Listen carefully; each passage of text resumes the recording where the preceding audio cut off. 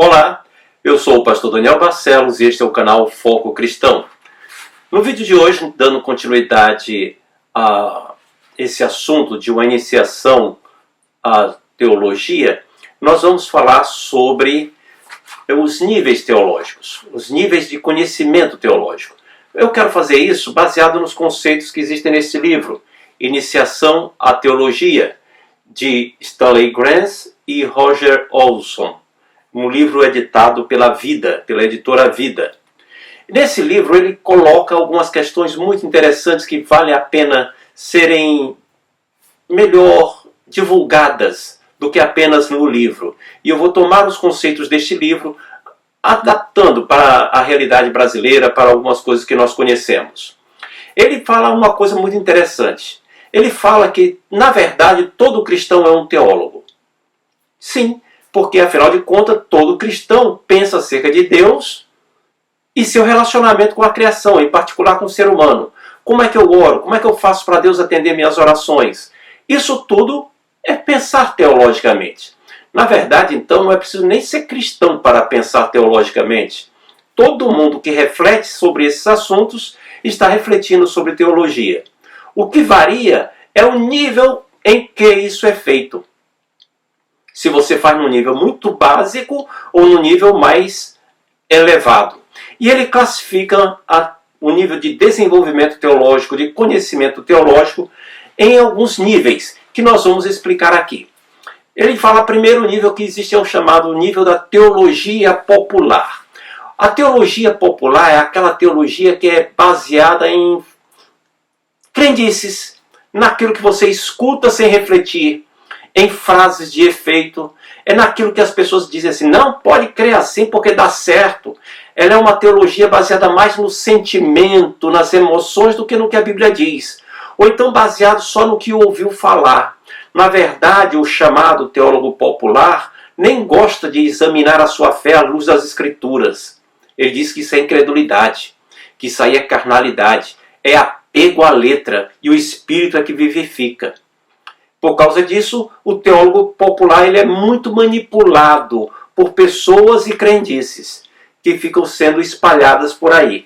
Por exemplo, essa crendice se materializa na opção de frases de efeito, como eu sei que Deus tem o melhor para mim, ou Deus me quer por cabeça e não por pé, e não por cauda.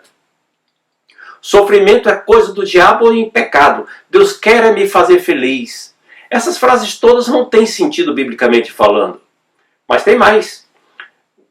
Por exemplo, se quer ser abençoado, tem que estar disposto a pagar o preço. E quem fala essas coisas geralmente dá uma tônica, mas assim, não. Quer ser abençoado, tem que pagar o preço. É por isso que não recebe a bênção. Isso não tem fundamento. Nós somos abençoados pela graça de Deus. O preço não é isso. O preço que nós temos que pagar, e temos que pagar um preço, não é para poder merecer receber uma bênção. Isso é coisa da teologia popular. Outra coisa, aqui se faz, aqui se paga. Outra citação comum, quem tem promessa não morre. Poxa vida, e os personagens da Bíblia? E por aí vai, essas crendices todas. A mais popular hoje em dia, nos dias que nós estamos vivendo, aqui na época de 2021, são aquelas figurinhas que são enviadas pelo WhatsApp. Nessas figurinhas que falam de Deus mais como se fosse um Papai Noel bondoso do que Deus. É como se Deus estivesse a nosso serviço, não é? Creia que você crendo tudo vai dar certo. Deus quer o melhor para você. Creia que o seu dia será bom e Deus estará lhe abençoando. Deus vai trazer o melhor para a sua família. Essas coisas se estimulam e as pessoas gostam disso. Mas, na verdade, são coisas que não têm fundamento. Você não pode basear a sua fé nessas afirmações, não pode basear a sua vida eterna nessas afirmações. Isso é a teologia popular. Um nível acima da teologia popular está a teologia leiga. A teologia leiga. A teologia leiga está acima da teologia popular no que se diz respeito à reflexão e ao conhecimento bíblico. A pessoa já conhece coisas da Bíblia, conhece histórias, conhece citações, conhece fatos, conhece algumas doutrinas, foi um bom aluno de escola dominical E então ela está refletindo sobre isso daí. Ela até tem uma Bíblia de estudo, por exemplo, em que ela vê alguns comentários ali. E a teologia leiga começa a se processar quando o crente, o cristão, está ouvindo um cântico, por exemplo, e diz assim, esse cântico não faz sentido com as coisas que o pastor tem pregado. Esse cântico está falando de coisas que não são coerentes com o que eu conheço da Bíblia. E essa reflexão é do teólogo leigo. O teólogo leigo ele não tem ainda uma formação teológica, mas ele já tem até acesso à Bíblia de estudo ou a comentários bíblicos. Isso faz o teólogo leigo. A igreja precisa muito de teólogos leigos, que sejam capazes de refletir sobre o que está sendo dito para perceber quando é que a igreja está sendo edificada, ou ele está sendo edificado ou não. E assim ele pode orientar a sua família, ou orientar aqueles que o escutam, ou conversar com outras pessoas com melhores bases. Isso é muito valioso. Isso é muito valioso. Ontem, por exemplo, eu recebi um telefonema de alguém que havia ouvido falar sobre se o crente tinha ainda uma natureza pecaminosa ou não. Porque ele tinha escutado falar isso numa pregação e queria confirmar. Isso é uma coisa linda quando os crentes começam a refletir sobre esses assuntos. Crentes comuns refletindo sobre esses assuntos. É uma coisa maravilhosa e útil para a igreja. Muito bem. Acima da teologia leiga existe um outro nível. O nível da teologia ministerial. A teologia ministerial é praticada já agora por obreiros treinados, algumas pessoas que já fizeram curso de teologia, sendo pastores ou não. E ela é praticada também por pessoas que ainda não fizeram curso de teologia, mas têm acesso a determinados materiais que são empregados por aqueles que estudaram teologia.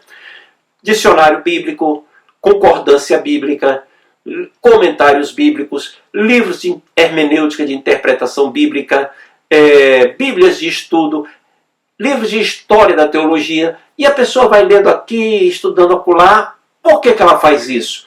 Tanto para o seu crescimento espiritual, para seu amadurecimento na fé, como também para poder dar uma boa aula de escola dominical.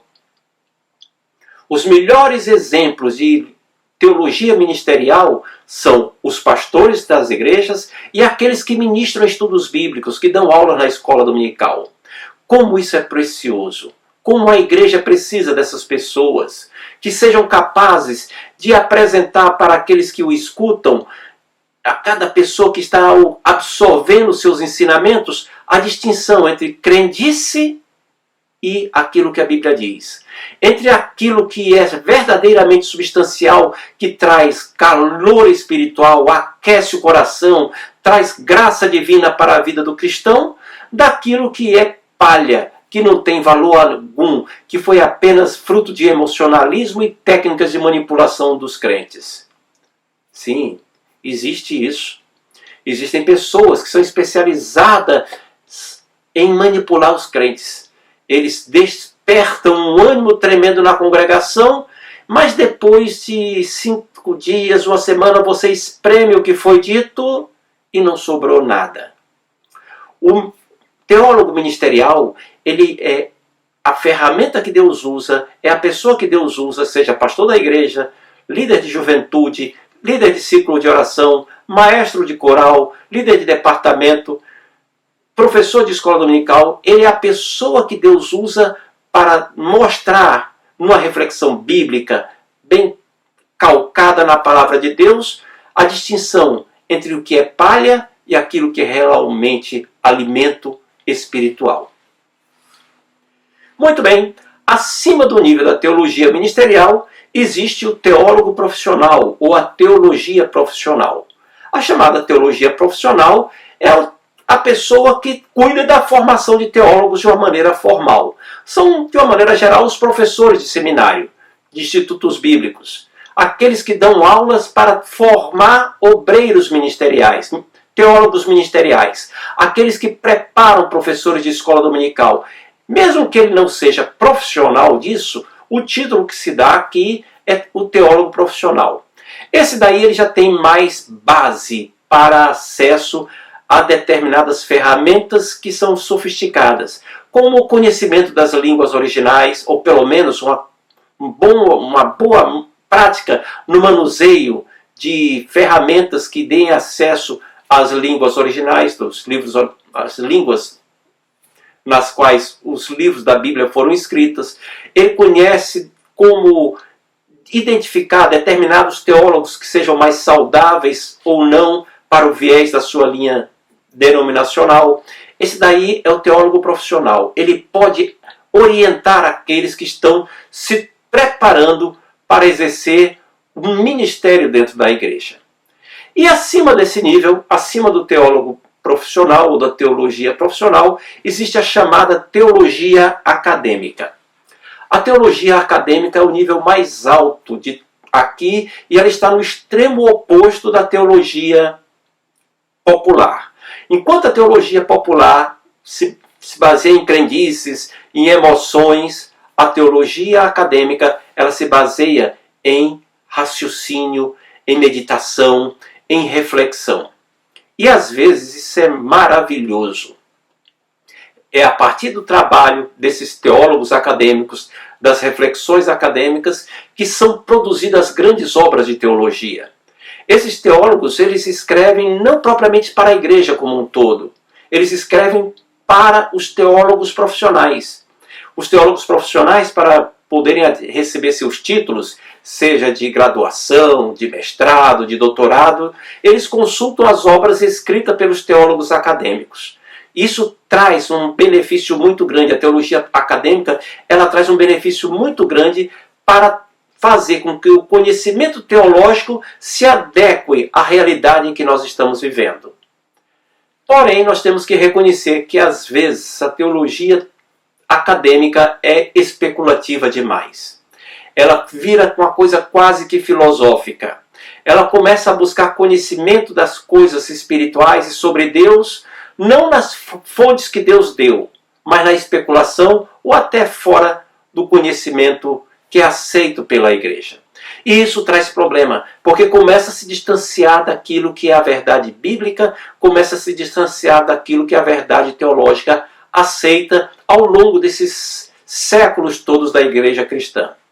Por exemplo, quando isso começa a acontecer, existem ideias de sacrificar dogmas essenciais da fé cristã em nome de uma melhor aceitação do cristianismo pela cultura atual. Ou buscar adaptar o ensino bíblico ao modismo da sociedade, seja no comportamento, seja aquilo que é politicamente correto. Isso é errado, e alguns teólogos acadêmicos entram por esse caminho.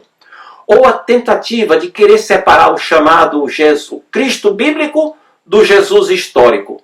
Como se o Cristo da Bíblia não fosse realmente aquele Cristo que existiu, o Jesus que existiu historicamente. Isso é uma especulação que traz prejuízos.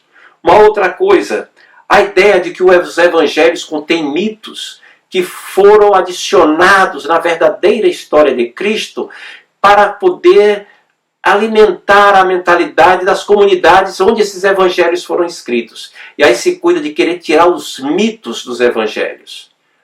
Os evangelhos não contêm mitos. Aquilo é a história de Jesus e aquilo está ali como aconteceu. A teologia acadêmica às vezes entra por esse caminho. Ou querer separar a Bíblia da palavra de Deus. Por exemplo, dizer que a Bíblia não é a palavra de Deus, mas ela contém a palavra de Deus. Ou dizer que a Bíblia ela não é propriamente a palavra de Deus, mas ela se torna a palavra de Deus à medida que a pessoa a recebe, assimila e Deus opera um milagre dentro dela. São especulações que são infrutíferas e até prejudiciais. Uma outra coisa que os teólogos acadêmicos às vezes erram, quando começam a especular sobre supostas limitações de Deus quanto a conhecer realmente o futuro e a intervir nos destinos da humanidade. E aí começa a especular, não, Deus na verdade não conhece todo o futuro, Ele conhece as possibilidades do futuro. Não, Deus conhece tudo, Deus conhece todas as coisas e Ele é absolutamente soberano. Nesse ponto, os teólogos acadêmicos, às vezes, enveredam por caminhos que são prejudiciais. Na busca de conhecer Deus em fontes que Deus não revelou, mesmo sendo cristãos sinceros, eles acabam se distanciando daquilo que Deus quer para a sua igreja. A conclusão disso tudo não é apenas em que nível nós estamos. Todo cristão deve buscar progredir no conhecimento de Deus e buscar progredir no seu conhecimento teológico. Ninguém deve se contentar em ficar no nível da teologia popular. Porém, nem todos foram chamados para o nível da teologia acadêmica. Como diz Paulo lá em Coríntios, falando acerca de casamento, vamos fazer uma adaptação. Cada um fique na vocação para que foi chamado. Fique naquilo que Deus lhe chamou para o seu ministério. Se é para ser professor da escola dominical, não tente especular sobre Deus. Não tente ir além disso. Se você foi chamado para ser pastor de igreja, ou para ser um crente, um obreiro leigo, não queira especular naquilo que você foi chamado. Mas não se contente em ficar no nível do fideísmo, das crendices, ou da ignorância, adiando sempre aquilo que você pode saber, que você pode conhecer. Que Deus lhe abençoe para que você cresça mais e mais. Se você foi edificado pela mensagem, inscreva-se no canal, compartilhe e ajude a divulgar a palavra de Deus.